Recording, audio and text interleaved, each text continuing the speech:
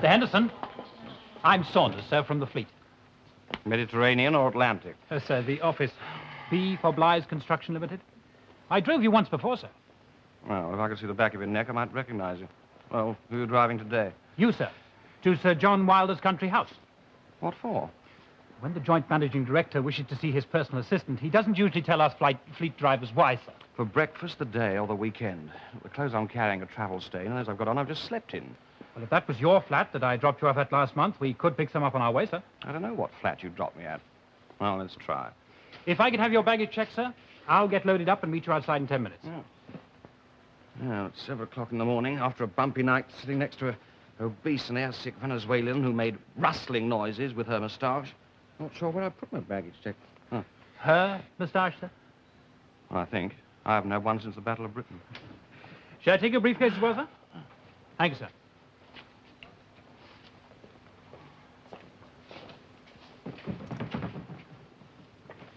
Morning, Mr. Henderson. Oh, good morning. Look, if you're here for me, Saunders got in before you. I only drive Mr. Ken Bly, sir. But I thought he was in Africa until the 15th. Well, that was the intention, sir.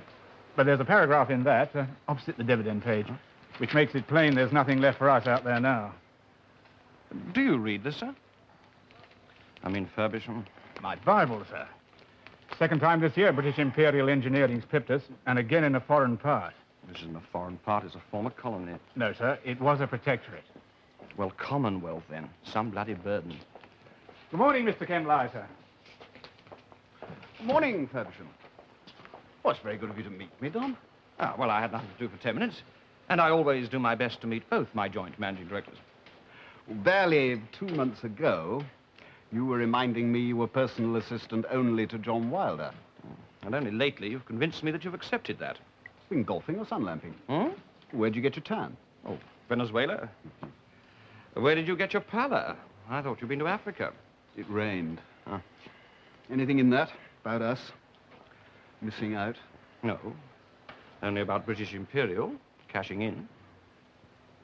The airline's handling the baggage as usual. Then I'll fetch the car, sir.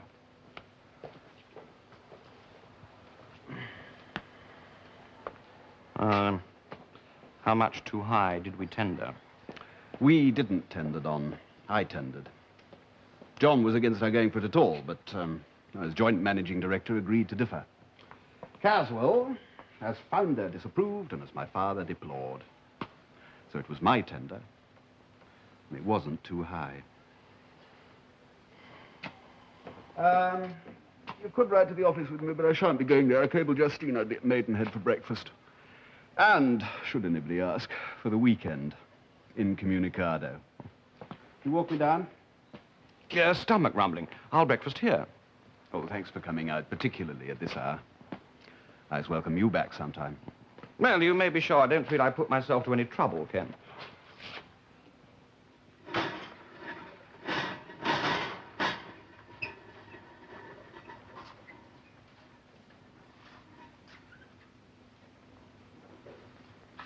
I wouldn't swear to this, Mrs. Bly, not if it's left to stand long. Think you'll find you can trust it up to an hour. Start the bacon as soon as Mr. Bly arrives. I did the bacon. I did everything. Where? Oh, no, Enid.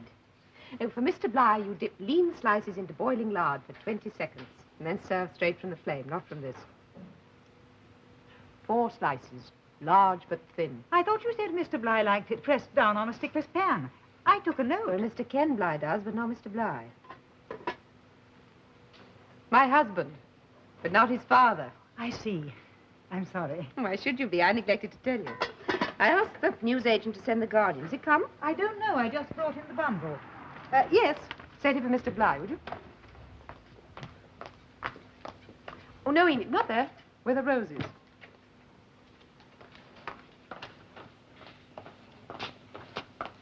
Hello. Hello, Justine. Tired? And hungry. Try the new go of cooking. It's ready. You got one. That was fast. Any good? Name's Enid. Carry your bag, sir. Don't look fit to manage the climb.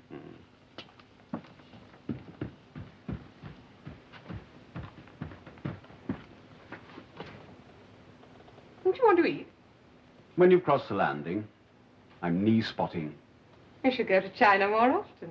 I didn't go to China. I went to Africa. I know that. China's further. This is how you come back from Africa. Just think how you'd come back from China.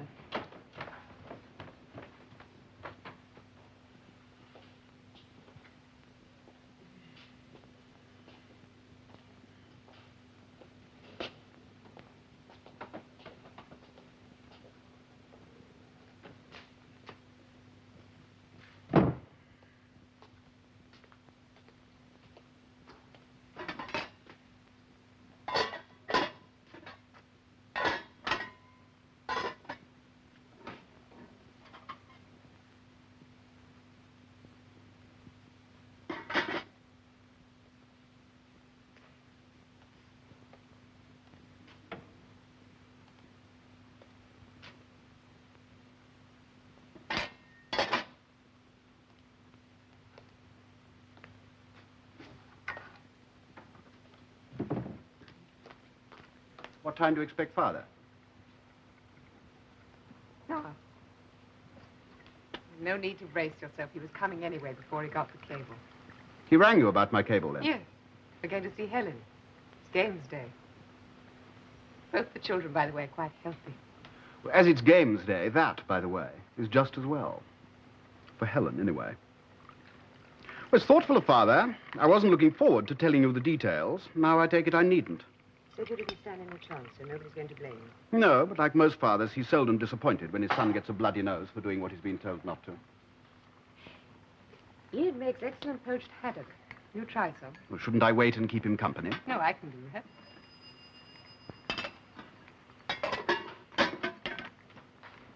Leave it to the new girl. It's not him. I didn't hear his car. Well, nobody can ever hears your father's kind of car.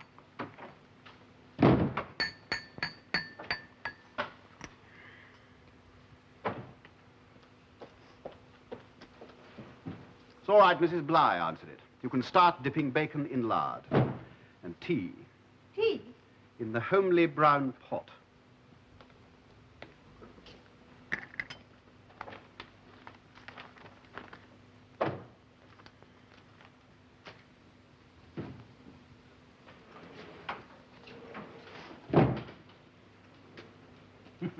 You look what you've been. Up all night. What made you take a night flight? An inclination to get away from the scene of disaster instantly. British Imperial probably thought you were economizing. After flopping like that, I'd have come by day in the champagne suite. My impression was you'd never have gone. Well, I'm not going to say I told you so. My next impression is that you just have. This is from the Felicity graph. Aren't you bringing it on quick? Am I? I thought it was the other evergreen you gave me. No, it's the Felicity Perpetue. And whatever your gardener is doing to it, you must tell me. Oh, smell can. It had provoked my asthma. You haven't got asthma. You've got disappointed businessman snuffle. Someone always has to lose Ken, but nobody has to grieve about it. Remember that, and you'll breathe more easily. I shall try, Father. You must make allowances. I haven't had your experience of losing. Oh, we each have our own of that. I haven't been to Africa. Well, are you coming with us to see Helen? No, I'm going to sleep. Good. Then I shan't feel I'm whisking Justine away from him the moment you come home. Did you have the impression I was asleep when you rang her about my cable? Enid is very good with fish, Cass. You try some. Thank you. When your mother was alive, Ken, I told her everything I did in business, politics, or anything. Always. That would explain her early death.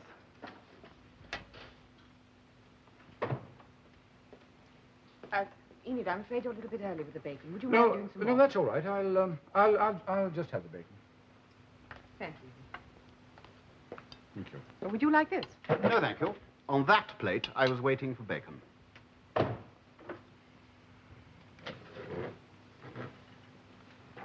Is that the Guardian you've got there? No, I've read it. There's something for you on page 5. While you were in Africa, John Wilder landed the motorway contract here. With a little help from me. Oh, I'm surprised nobody cabled me. Quite a triumph. And why don't you sit down and eat your breakfast and be glad about it instead of standing there like a spoilt child who's been clumsy enough to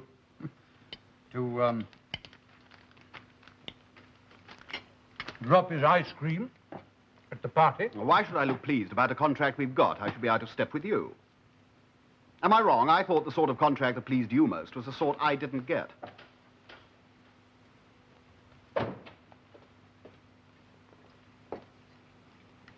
The tea. So we see Enid. The moment I saw you, I thought, there's Enid with the tea. Done just how father likes it, in the homely brown pot. Put it next to him, please.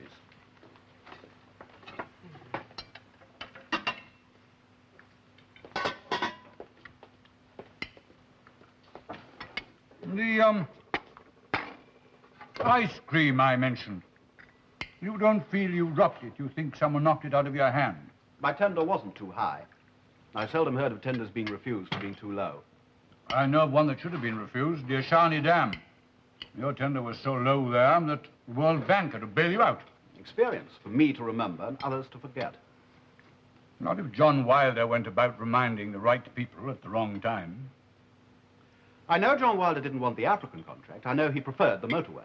And I know we were having a sort of race. But what I don't know is that he went about reminding people about Ashani. Well, you should now.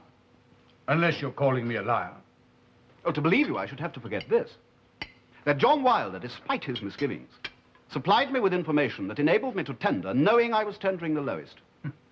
Speak plainly, Ken.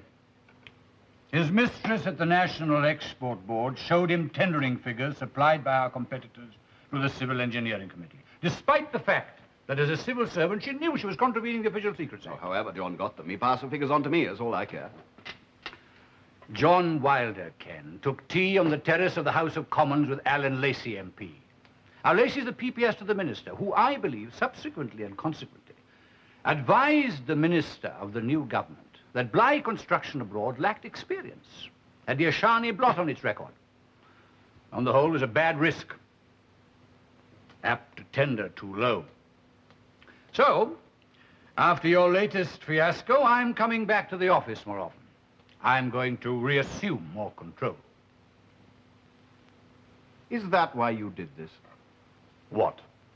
To build up something that my fellow directors would regard as proof of my inexperience, so that you could get their support against me in what you call your reassumption. Is that why I did what, Ken? Are you saying that Wilder didn't knife you and that I did? What you said about Wilder, you could have said of yourself, but even more so. You're motorway mad. And not just for business reasons, for personal, political reasons. You didn't want the dam. Not if it was in Africa. Not if it was anywhere except where the British voter could see your name stuck up on every bit of engineering equipment we own. And you also saw Lacey. But not on the tea terrace. You had him to a house party. The only point where your conduct differs from Wilder's is that you gave me no help about the tender, and he gave me all he could. But that help was invalidated by what he said to Lacey. Can't you grasp it? The lower you tendered, the less hope you had. How do you know what he said to Lacey? What did you say to Lacey? Did you ask him if John had reminded him about Ashani? Is that how you slipped it in? No. I didn't like siding with Wilder against you about the dam, Ken. But I like it even less to see you siding with him in his attempt to set us as a family against each other. So do I, Ken. And I like it even less. You're coming here to take my wife, to see my children the morning I get back from That's Africa. silly, Ken. That's the bloody truth. Well, what should I have done? Given you a month to settle in? Well, this morning you said you wanted to go to bed. Good God, how You could have come to meet me at the airport. You could have kept a business wrangle out of this house. Even Wilder thought of that. At least he had his Henderson along to see if there was anything I wanted to get off my chest. Henderson met you? Yes, at the airport. Did he look brown? What? Did he have a suntan? He should have had. You know, the day after you went to Africa, Henderson stopped coming into the office. And when I asked Wilder about it, he simply said that as his personal assistant, he was away for a week on personal business. However, Henderson also gave his secretary the week off, I think, so that she couldn't be asked any questions. So his mail came to my Miss Tillingshead. Among it was a late delivery from a firm specializing in tropical clothes. I should say, Ken, that you met Henderson at the airport just as much as he met you, equally on a return, equally inadvertently. I should say it's remarkable that Henderson didn't tell you so. And if I were you now, I'd ask myself not only where he'd been, but where he'd been for Wilder behind your back, and what knife he was sharpening for it. This time.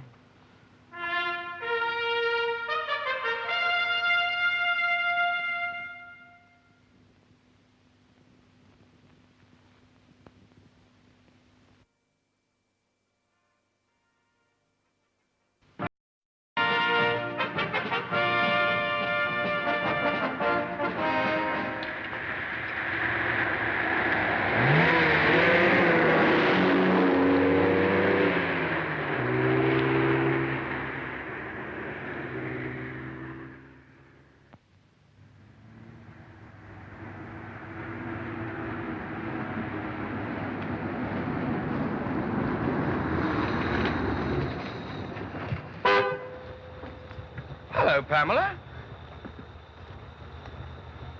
There was a bird building a nest. Do birds nest in winter? I always thought they migrated. Well, not all of them. I don't know. The migratory ones, yes. How's John? No idea whatsoever. Oh. Oh, you frightened it away. Might have been of ornithological interest. I know nothing about birds, but I do know the ology they belong to. You know, the next time you traipse about this neck of the woods, I'd be commoded if you do so in a quieter car, or drive this one less boyishly. Tiddles, this is Mr. Donald Henderson. John sent me a fleet car that might have suited, but I shoot it off. Aren't you shivery stuck out in the open in this car? That's the point. To wake me up. First time I've seen you walking a dog. Oh, exile out here, I know many unusual things. For instance, this morning I've encountered you, out for a blow without your master. Well, I could say the same of you. We're talking of unusual phenomena. Well, jump in. Let's join him. Jump in. With this? Well, time to the back. I won't do more than 40. No. If you saw another dog, we'd land up in the woods. Yeah. Well, sitting beside me and you sit on the back with your boots on the seat. You're looking insouciant. It's only half a mile. You were not merely passing by. You were bound for a premeditated drop-in. Didn't John say I was coming? I have no memory of his doing so. Of course, if I had, it would have to stretch to yesterday week. What he said then, I'm not quite sure of, because the telephone had indigestion. But since he didn't come down for that weekend, I have gathered it was that he wouldn't. Well, he'll come for this weekend. You're muddled. You seem there. Well, he's not here. Well, why the wondering tone? Wonder when he is. Well, he will be, Pamela. He sent for me. I'll drive. You sit insouciant. Come on, Tiddles. There's a good boy. I think you fluttered to the wrong nest. John's migratory. Not regular in the seasonal sense, nor consistent in destination, but frequent and versatile. Always ready to go, no matter where it is. This early morning, I should think he's preening his feathers, or having them preened, at Notting Hill Gate, his spring quarters. Don't get a fixation about that, Pam. It's winter. Spring there.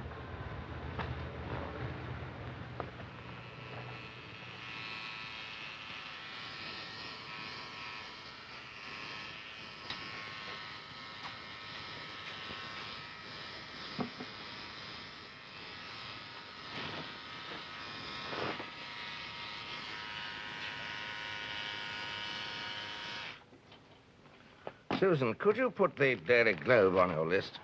Well, Townley gets it. I read it at the office. I'll go out and get you one if you weren't leaving so soon.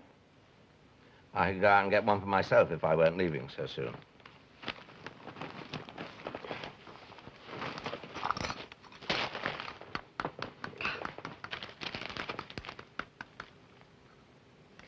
lie to her?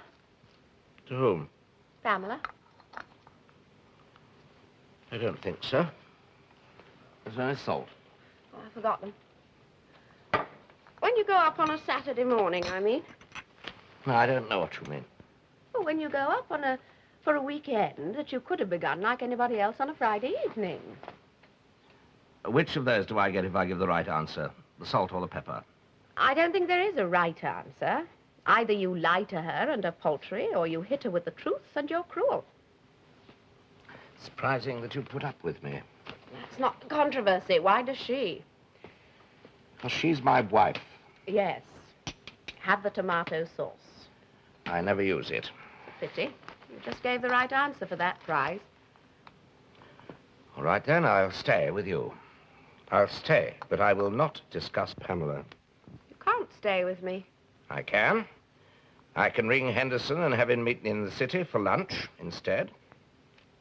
You could spare me. I should never dare to shackle you, John, and you know it. And I sometimes fear it's what you know Pamela knows, too. I'm seriously offering to stay for the whole weekend with you. And you are even more seriously waiting for me to remember that you can't, not with me.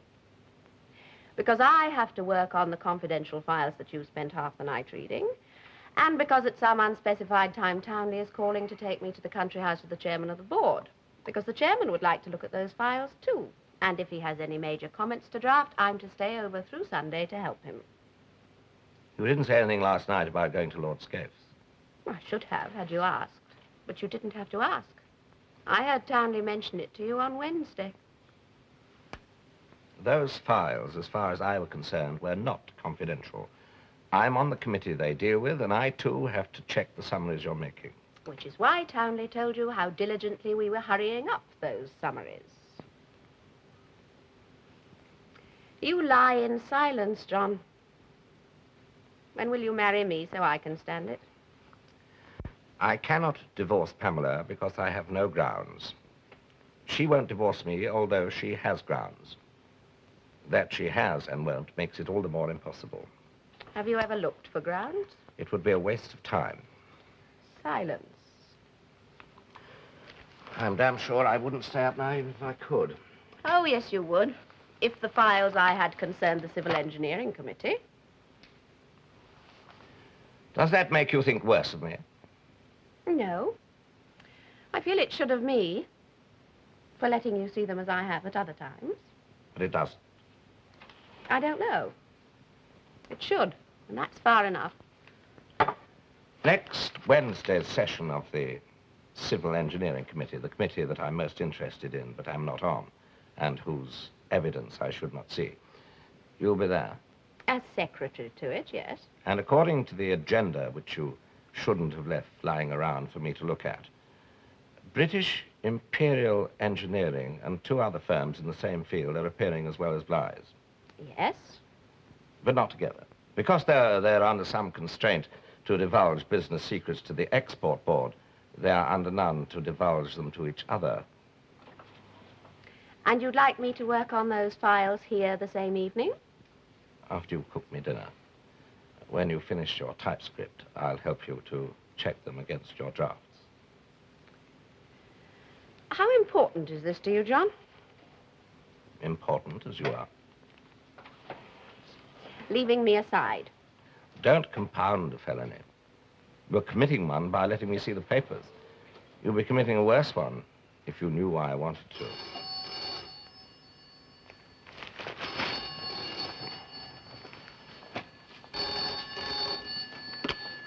Susan Weldon? Oh, hello. All right. Yes, I suppose it will. No, I've been up an hour. Well, I haven't your zest for working all my weekend. Goodbye. Colin Townley is picking me up at 4 o'clock. So that makes it pretty certain I'll be staying the night at Scaife's. And it makes it certain that we can have lunch together. Now I can depend on you for next Wednesday. I can get Henderson working straight away for next Friday. My egg is cold. It's up to you whether you leave the kitchen door open or not while you cook me another. If I were you, I'd close it.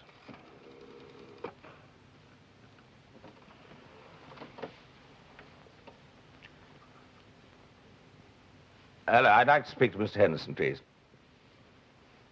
No, I have not got the wrong number, Millie. This is Sir John. All right, Agnes, then. Mr. Henderson should be there waiting for me. And who went even more Chinese? Well, this room. Oh, I did. Does John like it? I haven't seen it yet. It's only been done for 2 months. Yes, Agnes? Sir John is on the telephone, Lady Wilder. He wishes to apologize, but has been detained in the city indefinitely. He was asking for you, sir, I think.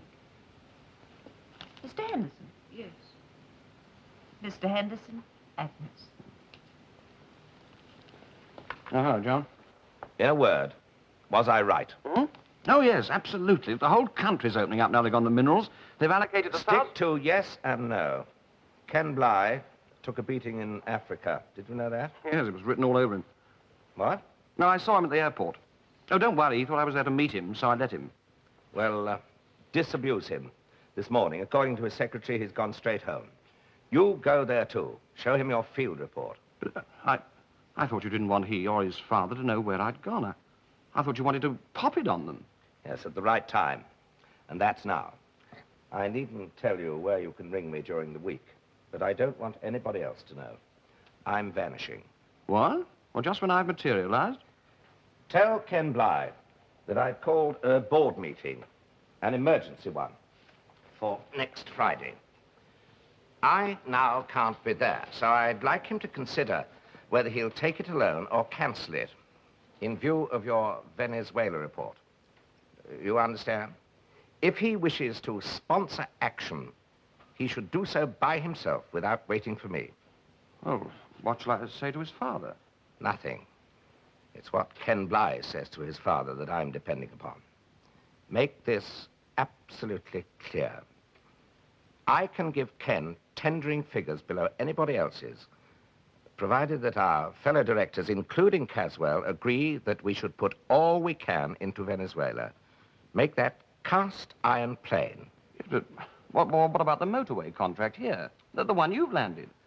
I've never given a damn about the motorway. The only value in that contract is that it's given Caswell a chance to rub salt into his son's wounds. And the more Caswell rubs, the more the boy will hate. He won't blame me for Africa. He'll blame Caswell, because Caswell is on top. And when Caswell is on top, he'd be hateful to a ministering angel. Your job now is to put the boy on top. I want him to get his own back. And I want him to tear out his father's guts to get it. And when he's done Caswell once and for all, you'll do him. Go and see him. And ring me here this afternoon before 3:30. Oh, and Don, you'll find some tropical clothes in your office. Don't worry, they're on expenses. I ordered them. And it's a bit late. I'm back in the wet. They arrived dead on time to make Caswell wonder what we're doing. By next Friday, he'll be wondering whether his son knew all along. That will make him want to tear the boy's guts out. I don't much care which gets in first, so long as only one man is left standing, with blood all over him. I'll leave you my key, shall I? Hmm? Well, in case you want to go out to eat. I shan't be here, shall I? And you've lost yours. No. Oh, yes, thank you. It's about time I had another one cut. Is she used to it? What? Well, do you often phone home without speaking to her? I'll do you another egg. How would you like it this time? Hard-boiled?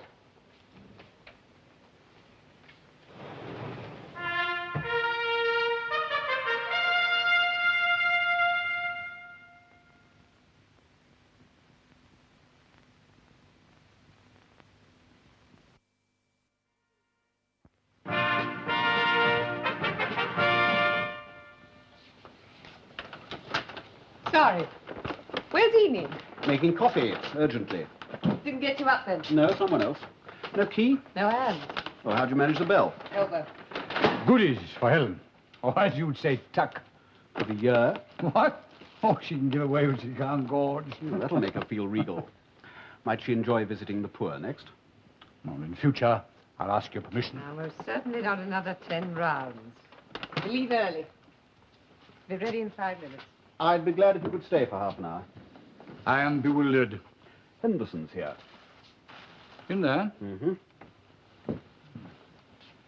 Justine, I'll discuss business with Father in front of you, but not in front of you with an employee present. Well, Henderson, I always thought, was strictly personal assistant to Wilder, not to you. Well, seems to have been a change. Voluntary one. 1,000 people are moving into that area every month. There are known reserves of 4,000 million tons of high-grade iron ore, 370,000 million barrels of petroleum, 320,000 cubic meters of natural gas. For our known reserves are 2 rashers of bacon and the last egg. What do you want for lunch, and what shall I get in case you want to rough it tonight? Or anything. Am I boring you? I'm an economist. I know it all. The 3rd largest dam in the world after Krasnoyarsk in Russia and Aswan in Egypt is going to be the Guri in Venezuela. Target date 1968. Planned capacity 10,000 megawatts. But that's the Caroni River. There's also the Orinoco. And that's where we can get more than a foot in, a whole leg, on 1,000 million pounds set aside for expenditure after 1976 alone. Well, we are very heavily committed here, Don. The motorway. Oh, we've no start date. We won't be one before next year, if then. While the Venezuelans are spending, our government's cutting back. 18 millions withheld from classified road schemes, 25 millions from motorways and trunks. Makes 43 millions. All right, I'll look over your report, Henderson. Early next week. Well, that's cutting it a bit fine if we're going in. I mean, the tendering date... Yes, you said so. Thank you. Wherever John's gone to, and that's not very hard to guess, is he likely to be in touch with you? It's his habit. Assure him that next Friday, if I'm still joint managing director in fact as well as reputation, I will get this through. One moment, Henderson. This isn't a matter for shock decisions. I shouldn't say anything to Wilder until I've had a look at this report and given my advice to Kenneth. Oh, if John rings me, I'll tell him what both of you have said.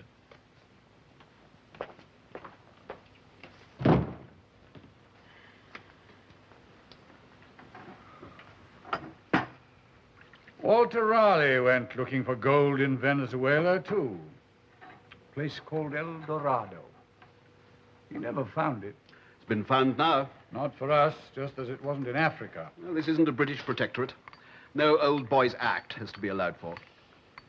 They've heard of Ashani in Venezuela. The whole world has, particularly the World Bank. They've also heard that I'm no longer blundering around on your advice. I have Sir John Wilder's now. Yes, the advice of a man who only came into the industry 2 months ago. He hasn't put a foot wrong. Oh, he's put this foot wrong. He's got himself a mistress, and he's put himself into her hands. And if she's ever found out, he'll be ruined in the inquiry. Oh, I think Susan Weldon's ingrained discretion as a civil servant would prevent her disclosing anything about John if you got her lugged in front of security. It hasn't stopped her being indiscreet with John, has it? As I intend to act in full concert with my joint managing director, remember I'm your son before landing me in an investigation with him, weren't you? People would wonder about you. People who'd like to do this sort of thing every day, as you would. I don't need to read this. Next Friday, if you put it to your fellow directors, remember that they were mostly appointed by me before I was stupid enough to step down for you. And if I have to make them stop you, I will. And if they have to do that, they'll go on to consider whether they'll bounce you altogether as an impressionable amateur subject to the domination of a mountebank. If on Friday, Father, I recommend a tender that in the event turns out to be lower than that accepted in Venezuela from any other British firm, no matter how far you've got them to fling me, they'll fling you further in the end. If.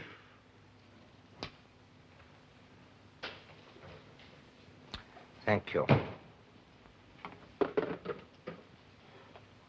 Henderson? Yes. The boy's in favor. The father's against. The bloodbath is next Friday. No return clause. And you're still on neither side, merely against both. All I have to think about is the tender figure. If Ken Bligh wins, that has got to be right. If Caswell wins, it has got to be even more right in the long run. Either way, I get rid of one of them. What have you got? Lamb chops. And a request. Granted. A request that you look for grounds, find them, divorce Pamela, and then marry me. Just as I'd nearly accomplished the possible. I don't like to see you bashing your head against something which for the moment is impossible. Well, you make things possible, John, as you made them this morning. And I'm not a felon. If I show you secret documents next Wednesday, as a civil servant, I have no excuse.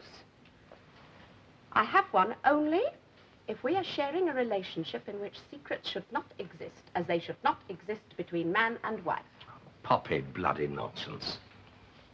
That wouldn't make it legal either. It'd make it acceptable to me. It's as illogical as... Pamela wanting to hang on to you. For what the inducement is there, I don't know. But having lived with you myself, I know it can't be logical. But I can understand that. Well, I'd like some, too.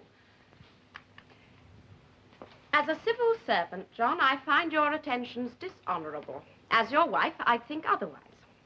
I have got to have those figures by Wednesday evening. I have got to calculate a tender in 1 day flat, which usually takes 2 months. And I have to pitch it below my competitors. You have got to start looking for grounds, John. And you have got to have your solicitor's report sent here for me to read first. And you have got to show them to me before next Wednesday with actionable grounds in them.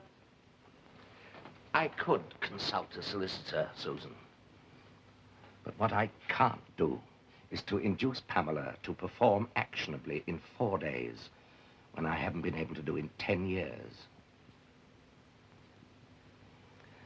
And for that, you'd let me risk a business. A botch-up. All right, then. Do you have to throw me out as well? No, we can continue in adultery until either of us finds it juvenile. But if we do continue, while I'm still at the export board, people will still think I'm showing you documents. So I shan't stay at the board.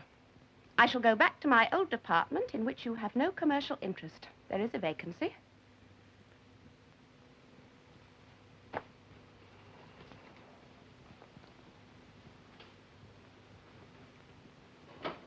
I'm right, then. I'm only of interest to you while I'm on the export board. Shall we say that you've made me understand that any further attentions from me would inevitably compromise you, whatever you were on? Goodbye.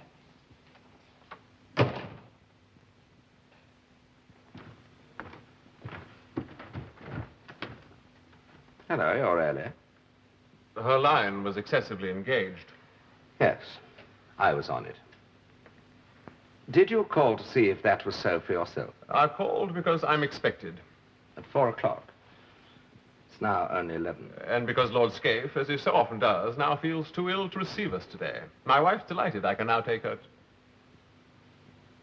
But why should I count for my domestic affairs to you? The fact is, I'm on my way and dropping in briefly because I'm rushed. And not investigating my domestic affairs.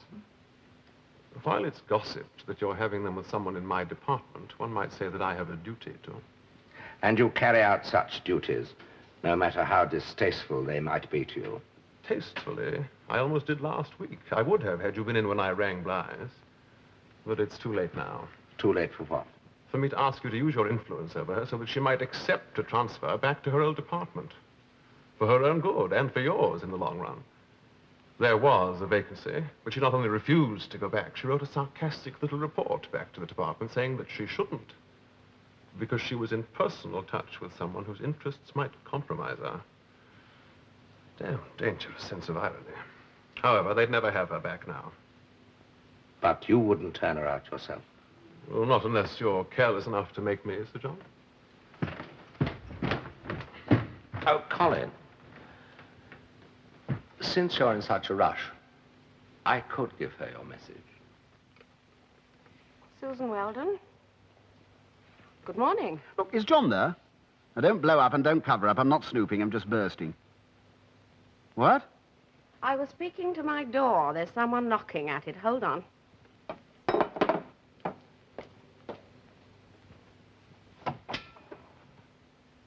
You're a liar.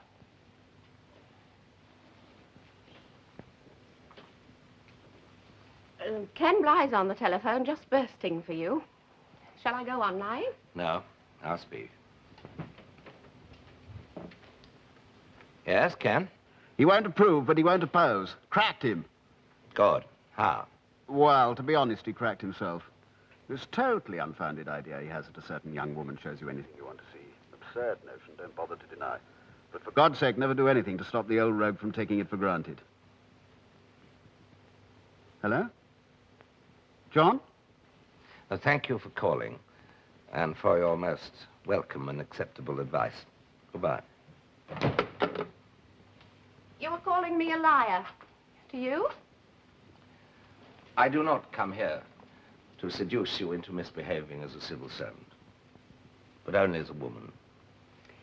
It's erratic of you, but provisionally considered. Providing you can explain your accusation and not prove it. I merely meant that you're a liar. If you say that I'm only interested in you while you're on the export board. To prove it, you have my solemn and unconditional blessing, my complete approval to return to your former apartment. It won't make any difference at all to my feelings towards you. I'm astonished and suspicious. Why this somersault? No somersault. Draft a letter to your former department. I'll help you to get it right if you like. I'll even post it for you. I can draft and post my own letters, thank you. But I appreciate the offer with amazement. I am only interested in you as a woman, you see. No, I don't see. But I shall try. Good. So shall I.